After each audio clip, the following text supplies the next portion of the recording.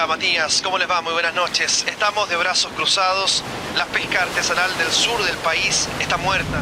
El Estado chileno junto con la industria salmonera nos contaminaron, nos dañaron, nos saquearon.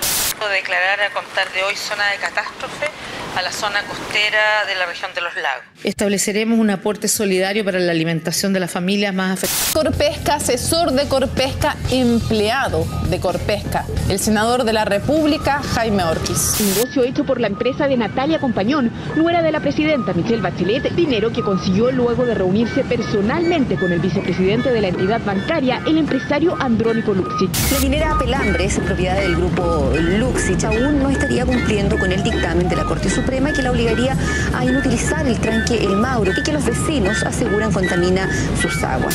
Tragedia medioambiental más devastadora en la historia de Brasil. Los diques pertenecientes a la empresa minera Samarco colapsaron. La presidenta ya afronta otro impeachment por supuesta manipulación de fondos públicos. El ex senador de la UDI está querellado en calidad de autor del delito reiterado de cohecho. Más de $1 millón de Suquimich a través de boletas falsas. Derrame de cianuro en Argentina. La emergencia se produjo en una mina de oro ubicada en el noreste del país. Hoy lo que hay que hacer es decir que son cosas que pueden llegar a pasar. La ciudad de Puerto Varas. Así se dio inicio a la segunda jornada de la 11ª Cumbre de la Alianza del Pacífico para ahondar en temáticas como la integración comercial. Y el canciller Geraldo Muñoz suscribió el acuerdo transpacífico Nueva Zelanda, lo que ha generado una serie de críticas de parlamentarios, mientras que para este jueves, de hecho, ya está convocada una manifestación ciudadana en contra del TPP y queremos conversar más acerca. There's a reason this Trans-Pacific Partnership took 5 years to negotiate.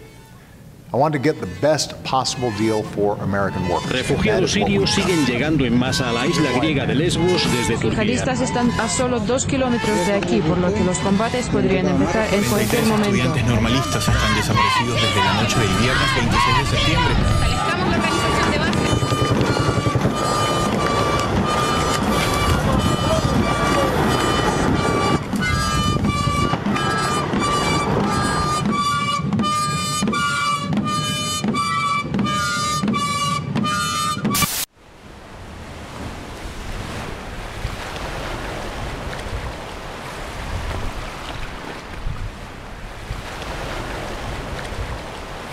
La crisis es un concepto griego. Para Hipócrates la crisis era el momento cumbre de una enfermedad. Si hablamos de una crisis actual, sí que tenemos un primer síntoma, que es la crisis económica. Luego aparecen otros síntomas: crisis urbana, crisis demográfica, crisis ecológica, crisis energética, crisis de recursos.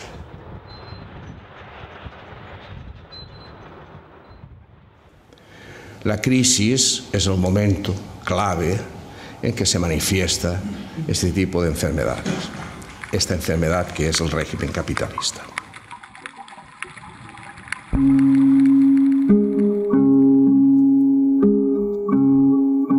Está expandiendo a territorios donde antes no había este tipo de relaciones de producción. De hecho, primero todos los territorios que eran parte del bloque soviético se han privatizado y han entrado en una dinámica capitalista.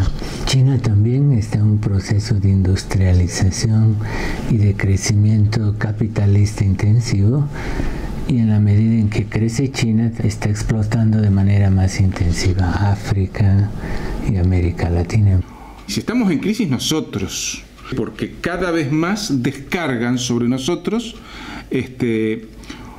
las consecuencias de lo que se llama acumulación por desposesión o por despojo o acumulación por robo. Los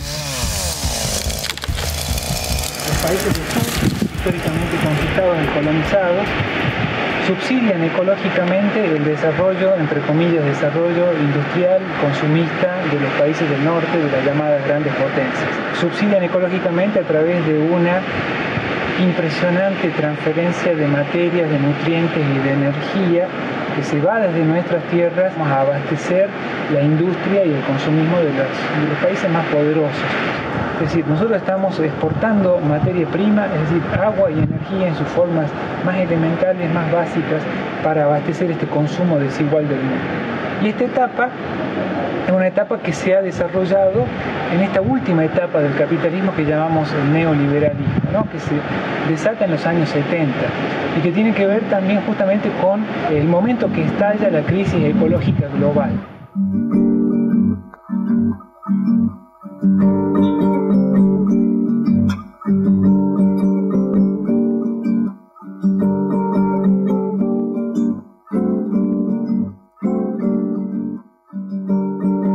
El capitalismo se desarrolla a través de relaciones de poder, es decir, no es posible pensar el capitalismo sin relaciones de poder y entonces sin estrategias de acaparamiento o de monopolización. Y entonces el territorio siempre es uno de los propósitos fundamentales de la dominación capitalista.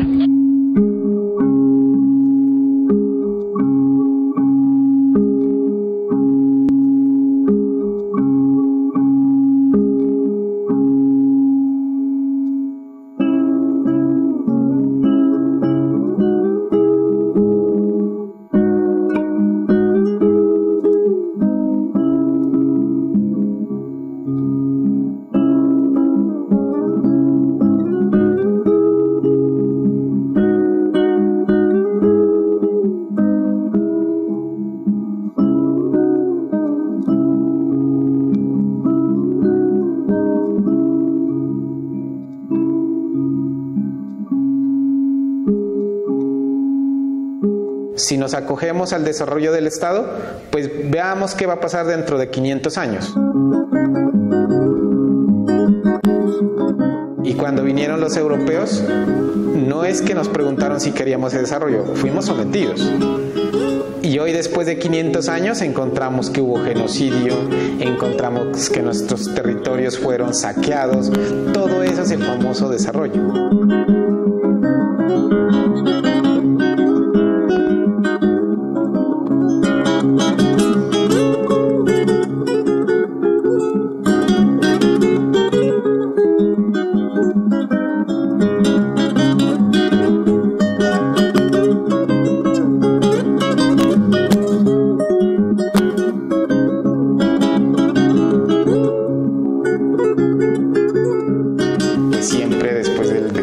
Hemos venido siendo como cada vez yéndonos como a más a los rincones, ¿no? Que la desterritorialización pues ha sido desde muchos años atrás. Hoy es una nueva forma.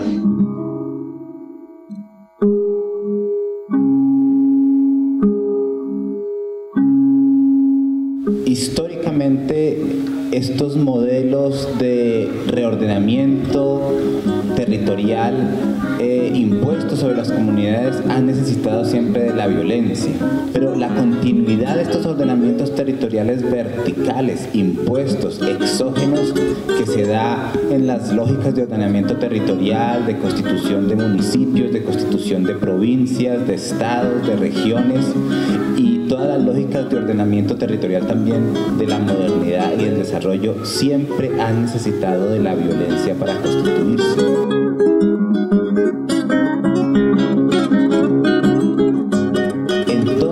Del mundo han habido resistencias frente a estas formas de ordenamiento territorial que vienen desde arriba. Ellos están defendiendo unos relacionamientos diferenciados con la tierra, con el territorio, con la naturaleza, y que hay que valorizar esos modos de vida.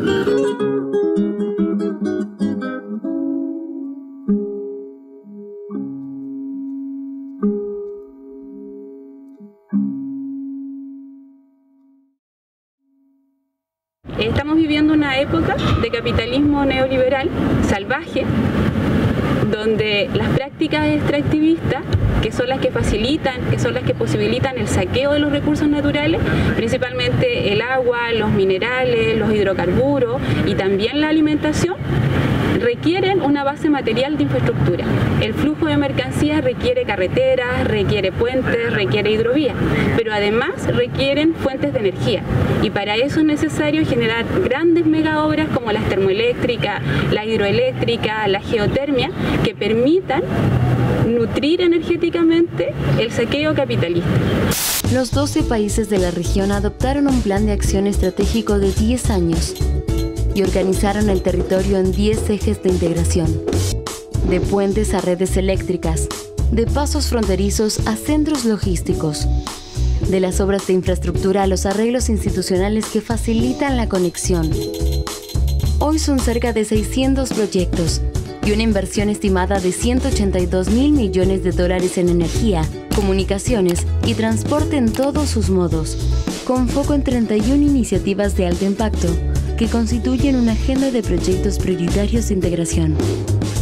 Mejor Estamos ante un conectados momento y ante un caso crítico en la historia del proceso de colonización, expansión de la modernidad colonial capitalista, y donde el IRSA no es un dispositivo técnico o un instrumento de una geopolítica de la dominación más, sino que hace parte de esta nueva dinámica donde la dominación y la colonización adquiere completamente otros ribetes, otras dimensiones, donde estamos en un proceso de colonización de los mundos de vida ya prácticamente totales.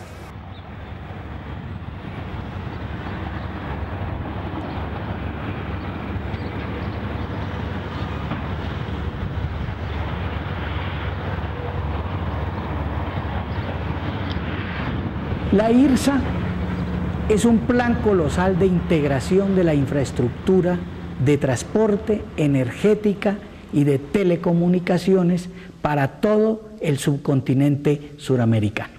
Fue lanzada como propuesta en la reunión de presidentes de Suramérica que se llevó a cabo en Brasil en el año 2000.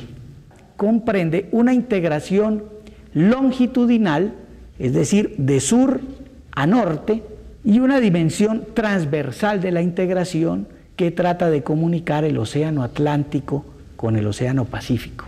Los objetivos de la IRSA, declarados en los documentos oficiales de la IRSA, es adecuar técnica y espacialmente el espacio geográfico para posibilitar una eficiente, rápida y acelerada explotación de los recursos naturales. Cuando se refieren a recursos naturales, especialmente están hablando de petróleo, de gas, de recursos mineros, están hablando de la construcción de hidroeléctricas, se está hablando del fomento de los diferentes tipos de agroindustria que existen en Sudamérica. La IRSA es una plataforma de obras de infraestructura. En este momento tiene cerca de 600 obras. ¿Cómo operan esas obras? Operan a partir de lo que se llaman ejes de integración y desarrollo. Ahora la pregunta es, ¿qué es un eje de integración y desarrollo? Es una franja multinacional de territorio donde se van efectuando obras de transporte, de comunicaciones y de energía. La IRSA no solamente es un conjunto de proyectos, ya no es un listado de proyectos que se van a ejecutar en un tiempo preciso, sino que esos proyectos están asociados con una planificación territorial. ¿Qué quiere decir eso? Que estos ejes de integración y desarrollo reordenan los territorios. Hacen una nueva planificación de tipo neoliberal que se está superponiendo y está subordinando otras territorialidades. Las territorialidades tradicionales, que en formas de resistencia y adaptación se han mantenido desde la invasión española, pero también las territorialidades políticas tradicionales que nosotros asociamos a los estados nacionales o ya en el siglo XXI a los estados plurinacionales.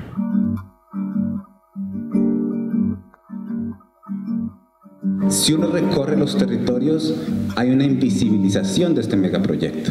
Estos proyectos vienen siendo presentados como proyectos aislados, una hidroeléctrica allí, una carretera, un puerto, y difícilmente las poblaciones locales y regionales ven la magnitud de estos adecuaciones espaciales y técnicas de la IRSA.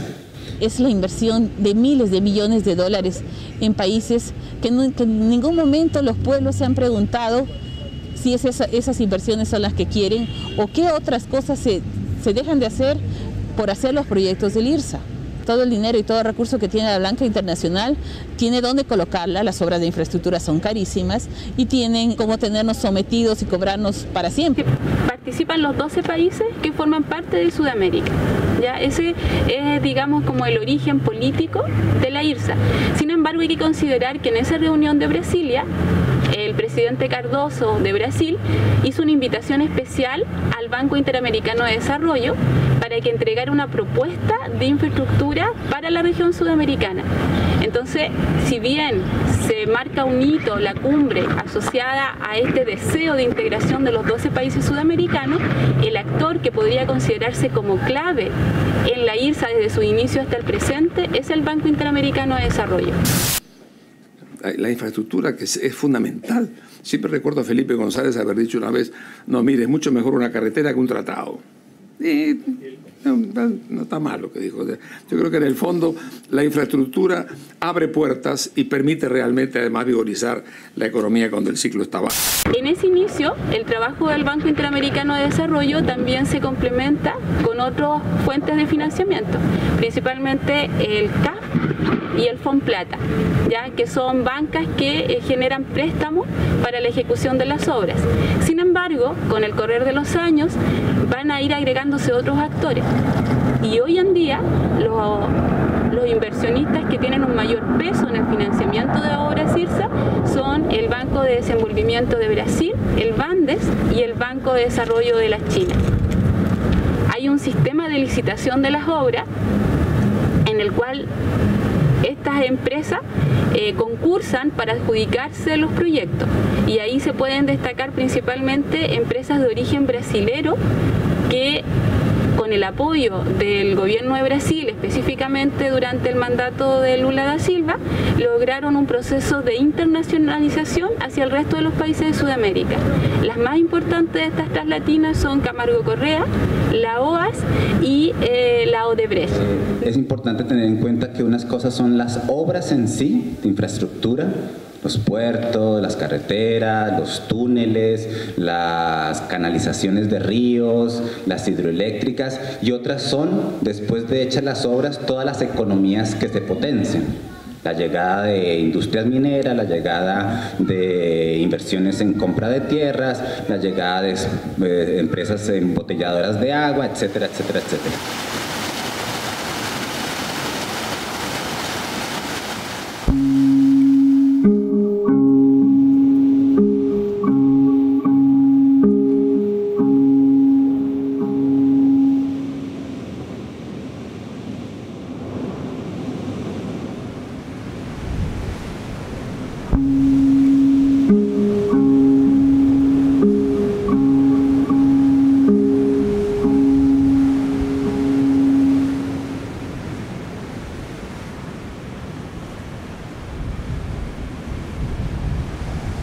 En este diseño de planificación de la IRSA, Chile tiene un rol estratégico.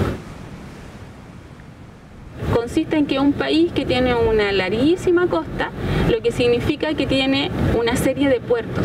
Y hay que pensar que los puertos son la puerta de entrada y la puerta de salida para la circulación de las mercancías hacia los mercados asiáticos. La primera prioridad de la política exterior de Chile son las relaciones con nuestra región, con América Latina y el Caribe, y con especial énfasis en América del Sur. Somos un país de la región, nos sentimos parte, le hablamos al mundo desde lo que somos latinoamericanos, con el enorme potencial que tenemos en energía, en recursos naturales, en agua, en una población joven. Y además esta potencialidad para Chile se refuerza con esta dimensión bioceánica. Chile ha desempeñado un importante rol en una serie de iniciativas bilaterales y multilaterales para establecer, activar y fortalecer los mecanismos de integración física con los países de la región. En Chile no se habla de la IRSA, en Chile se habla de proyectos aislados que aparecen como fragmentados, en Chile no hay una manifestación pública, masiva, ya sea a favor o en contra de la IRSA, porque es completamente desconocida, ¿ya? Ahora, ¿cómo se da eso? Se da porque en el caso chileno ha habido un manejo comunicacional que desvincula obras puntuales como el túnel de Agua Negra o como como la ampliación del puerto de Valparaíso, con lo que es el IRSA. Se presentan como obras aisladas que aparecen como propuestas gubernamentales y eso las desvincula de lo que es la plataforma IRSA, por lo menos en términos comunicacionales. Pero lo que hay que tener claro es que Chile ha tenido una participación activa en la IRSA. De hecho, a Chile le correspondió hace unos años atrás tener la presidencia pro tempore y ha sido manejado a nivel político tanto en el Congreso como en las diferentes comisiones que forman parte de esta plataforma. Hay muchos personajes que hoy en día están siendo visibles en noticias de prensa, como el mismo Cheire, que ha cumplido un rol en esto como un experto en corredores bioceánicos. O el caso de Orpi, que asociado con el desarrollo de la SOFRI, también se inmiscuyó y se involucró en lo que son los corredores bioceánicos en la zona norte. Esto se habla hace más de 30 años. Esto de que Chile sea un país plataforma y servicios da a regiones como esta un tremendo potencial. Los corredores bioceánicos, un mundo absolutamente globalizado. La región de Coquimbo queda inserta en lo que es el eje Mercosur-Chile. Este eje incluye Brasil, gran parte del Brasil, ¿ya? Incluye Argentina, incluye Uruguay, incluye Paraguay, pero que no tiene ninguno de ellos salida hacia el Pacífico. Por la salida de los puertos chilenos, gran parte de la producción sojera, de lo que se conoce como esta área de República de la Soya, donde estaría Paraguay, una parte de Argentina y una gran extensión del territorio brasilero, que van a circular a través del Mercosur-Chile como una de sus orientaciones centrales, fortalecer lo que está haciendo la emergencia de Argentina o de las zonas nortes de Argentina como una potencia minera. Cuando lo que queremos definitivamente es la integración, lo que queremos es en los tramos que hay que perforar la cordillera como un queso, gruyere, perforarla. Aquí son un sinnúmero de iniciativas, planes, programas, proyectos de inversión que tenemos que prepararnos mientras se construye la obra del túnel. Entonces el túnel hoy día pasa a ser un elemento primordial, por supuesto, pero ya tenemos que trabajar el tema del corredor bioceánico. Es la inversión más importante en la década que se va a materializar en la frontera entre Chile y Argentina. Este túnel es para que los chilenos, los argentinos, los sudamericanos encuentren otra vez sus sueños y liberen su comercio. Tenemos las bases y los términos de referencia preparados. Eso conlleva incorporar dentro del estudio el diseño definitivo, la parte ambiental, la parte territorial de expropiaciones y luego la construcción de la obra. En plazo nosotros aproximadamente estamos hablando de 8 a 10 años. Proceso de compromiso de todos los gobiernos de los últimos 20 años que han ido generando estas condiciones para que definitivamente podamos cumplir con el sueño de tener un túnel que permita el desarrollo del turismo, el desarrollo, por supuesto, de un tráfico a través de un corredor bioceánico que permita el mejor aprovechamiento y la explotación completa del puerto de Coquimbo, que tendrá que adecuarse en su infraestructura. ¿Sabías que el puerto de Coquimbo quiere modernizarse? Durante los próximos meses, TPC impulsará la modernización del puerto, construyendo un nuevo sitio. El túnel en sí no puede pensarse de manera aislada a la salida del puerto de Coquimbo. Lo importante es el puerto. El túnel es desbloquear un cuello de botella como ha sido definida la cordillera de los Andes según el PIT. Parte del último tramo del corredor bioceánico central une el Atlántico con el Pacífico desde Porto Alegre, Brasil, a Coquimbo, Chile, a través del túnel internacional Paso de Agua Negra, próximo a licitarse. Ha habido procesos de selección de los proyectos prioritarios de integración, que son obras generalmente de infraestructura caminera o de transporte que van a cumplir un rol clave para poder activar circuitos de circulación de mercancía.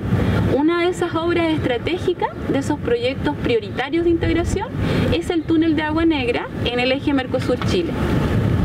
Es como el último punto que permite hacer el enlace entre todas las rutas que se han construido desde Porto Alegre, en Brasil, que da para la costa atlántica, con el puerto de Coquimbo, que sería la salida hacia los mercados del Pacífico.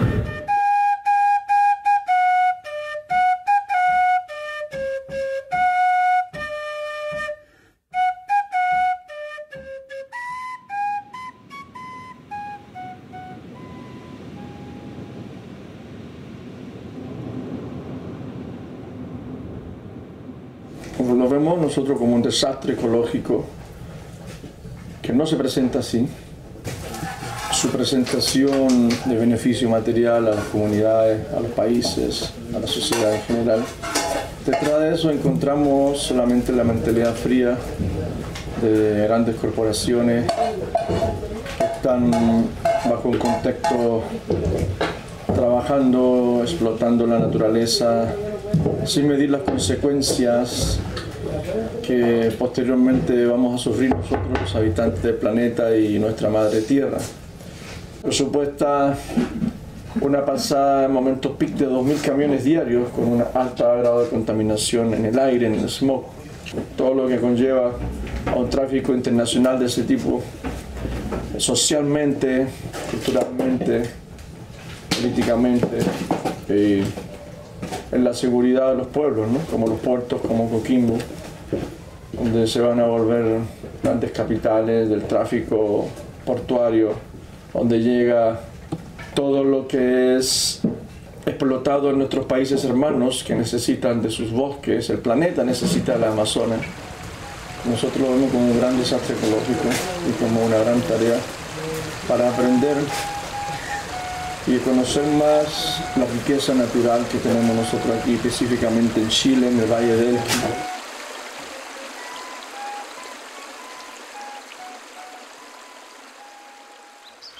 Está faltando parte a mim. Um, dois, três, quatro, falta. Então no mar.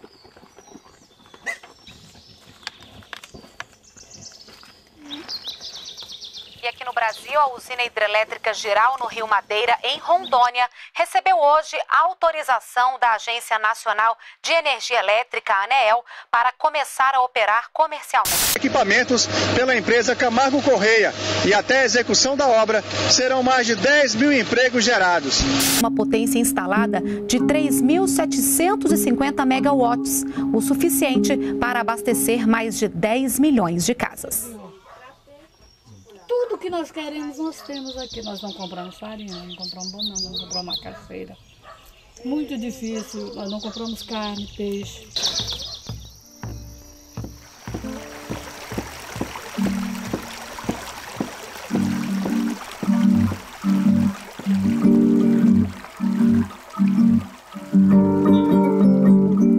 Los proyectos en madera vienen a ser el grupo de proyectos principal del eje Perú-Bolivia-Brasil y está destinado en este caso a la provisión de energía para ese gran mercado brasileño que se ubica en las industrias de Sao Paulo, particularmente relacionado con la industria del aluminio.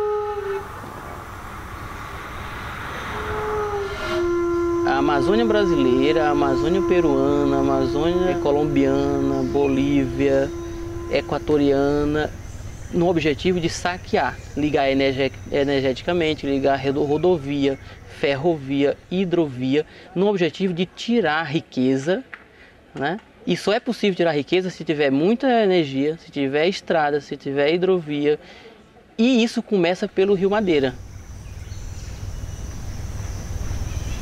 A pesar del movimiento indígena y campesino del norte amazónico de oposición a las represas del Madera, este proyecto está yendo, en el lado de Brasil se está construyendo, a pesar de que ha habido la comprobación de que los impactos ambientales transfronterizos afectan a Bolivia, afectan a la propiedad colectiva de muchos indígenas y comunidades campesinas.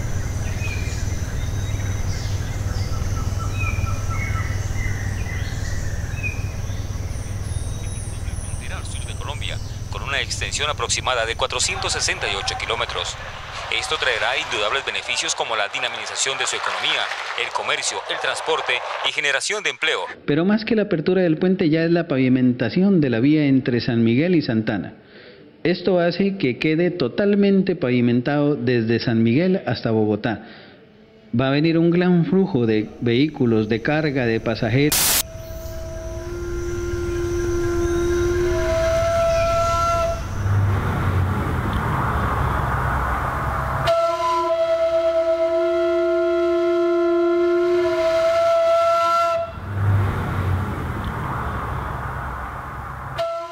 El famoso proyecto IRSA pues es infraestructura, minería y ocupación de nuestro espacio. Va a generar, según ellos, recursos aquí, va a generar recursos a varias partes.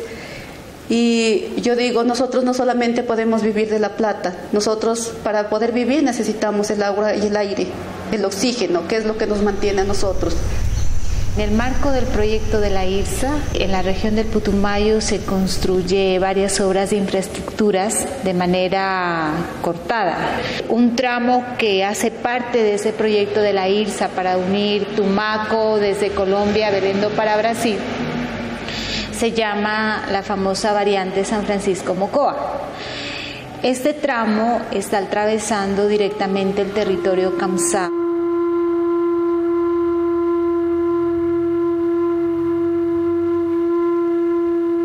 La idea de desarrollo que nos está vendiendo el capitalismo mundial y con estos proyectos de la IRSA es totalmente contraria a la vida normal que hemos llevado las poblaciones indígenas en armonía con la naturaleza.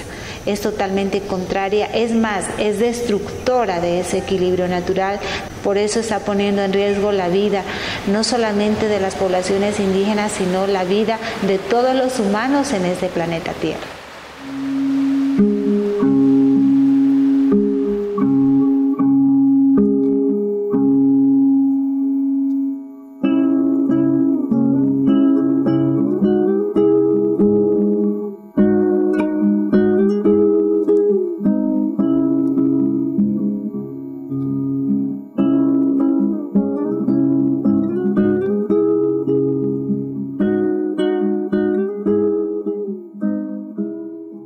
Eu sugiro que os outros países como a Bolívia, o Peru, que também tem esse projeto do IRSA, mas que no Brasil é muito mais visível e que a população brasileira sabe mais, é que façam um movimento de resistência, não as barragens, porque vocês podem ver em Porto Velho não veio desenvolvimento. Esse discurso de desenvolvimento, nós temos que fazer a pergunta, vocês da Bolívia, do Peru, de outros países que têm esse projeto, desenvolvimento para quê e para quem? Será que essa energia que vai ser gerada, que essa passagem para o Pacífico, a carreteira que vai ser feita, vai servir para cada um de nós, vai melhorar a vida de cada um?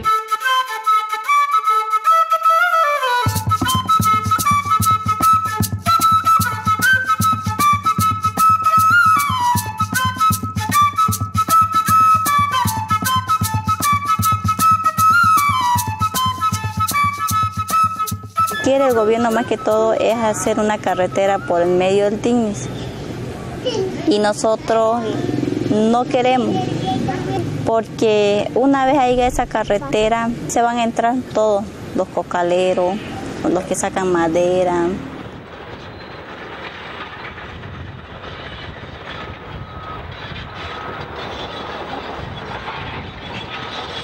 Detrás de la carretera están los colonizadores, en este caso cocaleros.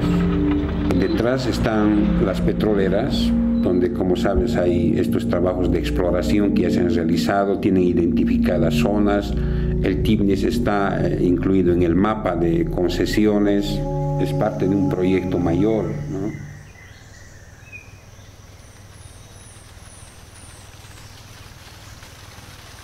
El 2010, una asamblea de corregidores donde deciden la carretera no iba. Y el primer mandato que sale del encuentro de corregidores es la defensa del territorio indígena y Parque Nacional Isibo-Los. La carretera no se construya por medio del TIPNI, Dentro de ese mandato también estaba llevar adelante, ejecutar una marcha de los pueblos indígenas para hacer respetar este territorio frente a un proyecto que venía, por ejemplo, a través del gobierno nacional. Bolivia, la represión a una marcha indígena en contra de la construcción de una carretera bioceánica generó una crisis en el gobierno de Evo Morales.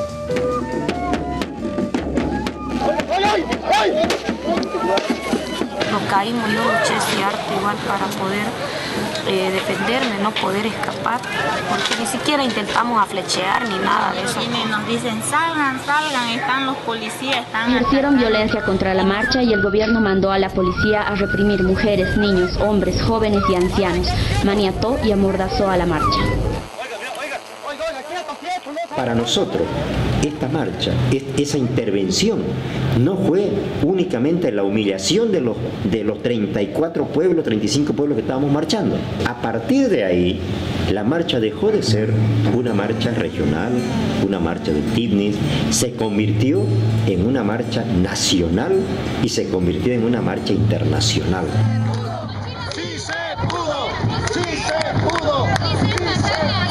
La octava marcha no murió, se multiplicó y llegó a La Paz el miércoles 19 de octubre. Cientos de vecinos salieron a las calles para recibir a los y las héroes de la Madre Tierra. Morales lloró y pidió perdón. Promulgó la Ley 180 de protección e intangibilidad del TICNIS. La población urbana, la población internacional, los medios de prensa son parte de esta lucha, porque no estamos peleando únicamente porque solamente queremos vivir ahí y porque alquilamos ese espacio, sino estamos luchando por nuestra existencia, estamos luchando por mantener ese pedazo de pulmón del mundo.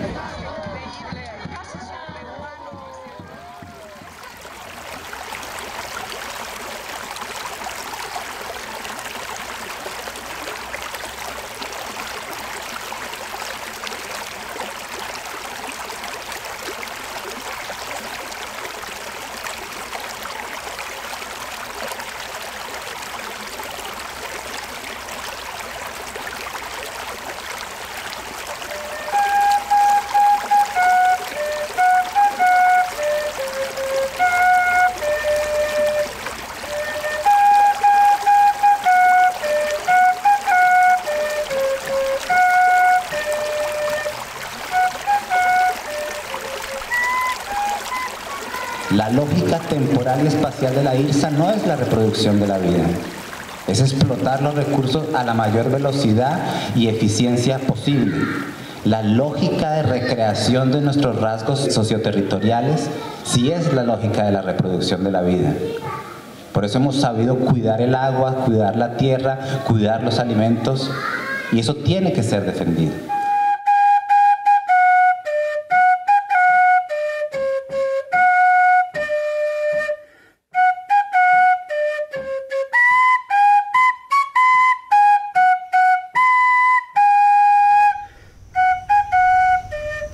Creo que es bien importante los procesos de resistencia que se están llevando en los diferentes países de Sudamérica.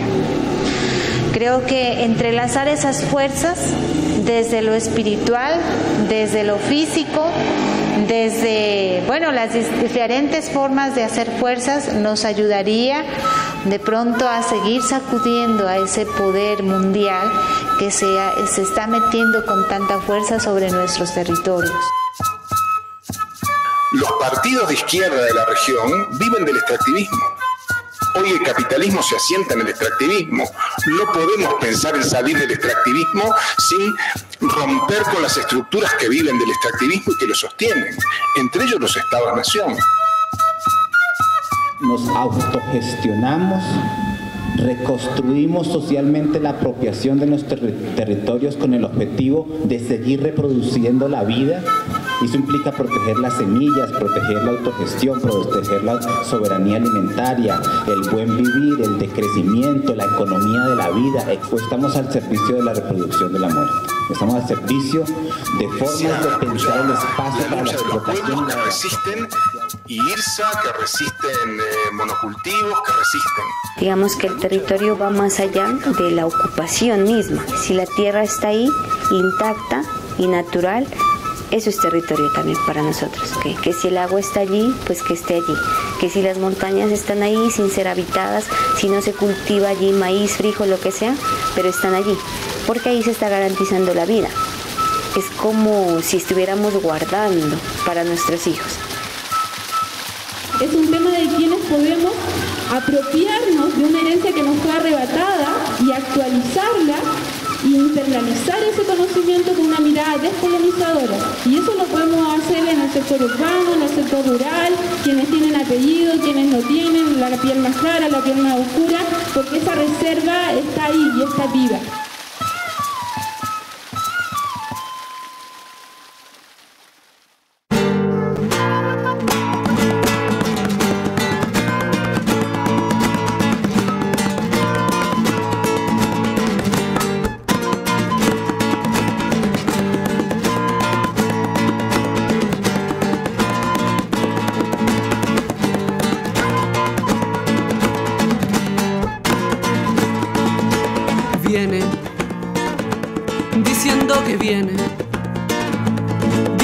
Que tiene lo que nos mantiene, dice que nos quiere ayudar, pero que tiene que acá no tengamos.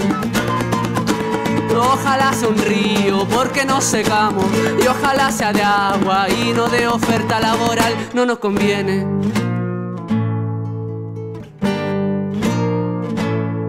No te conviene, porque eso es lo que tiene. Tiene trabajo y así te retiene, mientras te entretiene, poniéndote billete entre sienes. No nos conviene.